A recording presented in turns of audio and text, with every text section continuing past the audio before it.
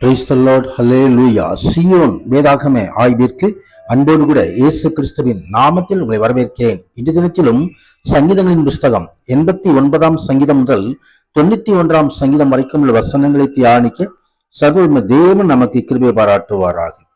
89ஆம் சங்கீதம் ஒரு போதக சங்கீதம். கர்த்தருக்கு மகிமை உண்டாவதாக. இந்த சங்கீதமானது எருசலேமின் அழிவு, தாவீதின் அரச வம்சத்தின் வீழ்ச்சி மற்றும் தேவனுடைய வாக்குத்தத்தத்தின்படி தாவீதின் சந்ததியானது தொடர்ந்து இருப்பது ஆகியவற்றை காட்டுகிற ஒரு ஜெபத்தோடு கூட உள்ள ஒரு சங்கீதம். கர்த்தருக்கு மகிமை உண்டாவதாக. தேவன் தமது வாக்குறுதிகளை காப்பாற்ற தவறிவிட்டாரோ என்று ஆசிரியர் கேள்வி கேட்கிறார். தேவன் தமது மக்களை மீண்டும் பழைய நிலைமைக்கு கொண்டு வரவும் தாவீதின் சிங்காசனத்தை மீண்டும் நிலைவரப்படுத்தவும் இஸ்ரவேல் மேலுள்ள தமது கோபத்தை அகற்றிவிடவும் ஜெபம் ஏறெடுக்கிறதை குறித்து இங்கே பார்க்கிறோம். கர்ப்பமாய் கர்த்தருடைய நாமத்துக்கு மகிமை உண்டாவதாக. அறியாதிருந்த காரியம் என்னவெனில், இஸ்ரவேலை அவருடைய பாவத்து நிமித்தம் தேவன் தண்டித்திருந்தாலும் கூட தாவீதின் சன்னதியில் வந்திருந்த இயேசு கிறிஸ்து மூலமாக அவர் தமது வாக்குத்தத்தத்தை நிறைவேற்றினார். அவருடைய ராஜ்யம் ஒருபோதும் முடிவுறாது என்பதை லூக்கா 1ஆம் அதிகாரம் 31ஆம் வசனம் முதல் வாசிக்கும் பொழுது நாம் அறிந்து கொள்ள முடியும். கர்த்தருக்கு மகிமை உண்டாவதாக. ஆம், என்றென்றைக்கும் உன் சந்ததியை நிலைப்படுத்துவேன் என்று சொல்லி ஆண்டவர் இங்கு வாக்கு கொடுக்கிறதை 4வது வசனத்திலே பார்க்கிறோம்.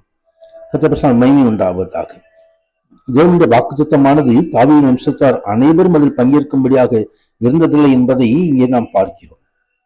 தாவீது வந்த ராஜாக்கள் தேவனுக்கு கீழ்ப்படியாத போது அவருடைய காரியங்கள் எப்படி ஆசீர்வாதம் இல்லாமல் மாறிப்போனது என்பதை குறித்தும் நாம் அந்த வேதாகமத்திலே நாம் பார்க்க முடியும். ஆனால் கிறிஸ்துவுக்குள் இந்த வசனம் நிறைவேறுகிறது. புதிய ஏற்பாட்டிலே தாவீதினுடைய சந்ததி கிறிஸ்துவனுடைய சந்ததியிலும் தொடர்ந்து வருகிறது நாம் பார்க்க முடியும். ரட்சிக்கப்பட்ட ஆண்டவருடைய பிள்ளைகள் இந்த சந்ததியிலே அவர்களும் பங்கேற்க முடியும். கர்த்தருக்கு மகிமை உண்டாவதாக. என் தாசனாய் தாவீதை கண்டுபிடித்தேன், என் பரிசுத்த தைலத்தினால் அவனை அபிஷேகம் பண்ணினேன், என் கை அவனோடு உறுதியாயிருக்கும், என் புயம் அவனை பலப்படுத்தும், என் உண்மையும் என் கிருபையும் அவனோடு இருக்கும், என் நாமத்தின் அவன் கொண்டு உயரும் என்ற வாக்குத்தத்தங்களை ஆண்டவராகிய தேவன் அருளுகிறதை குறித்து நாம் பார்க்க முடியும். கர்த்தருக்கு மகிமை உண்டாவதாக.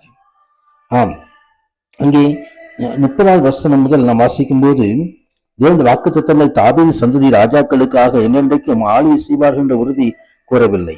ஆனால் இந்த ராஜாக்கள் தாவீதின் சந்ததியில் வந்தவர்கள் தேவனுக்கு எதிராக செயல்படும் பொழுது ராஜ்யபாரம் அவள் விட்டு நீங்கினாலும் அங்கே தாவீதுக்கு உள்ள வாக்குத்தத்தம் இயேசு கிறிஸ்துவிலே நிறைவேறுகிறது.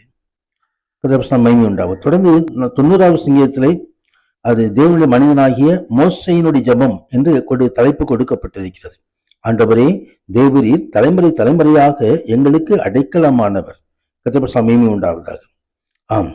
இந்த ஜெபத்திலே ஆண்டவரையே அடைக்கலமாக கொண்ட இஸ்ரவேல் ஜனங்களை இங்கே முன்னிறுத்துகிறதை நாம் பார்க்க முடியும். கர்த்தருக்கு மகிமை உண்டாவதாக.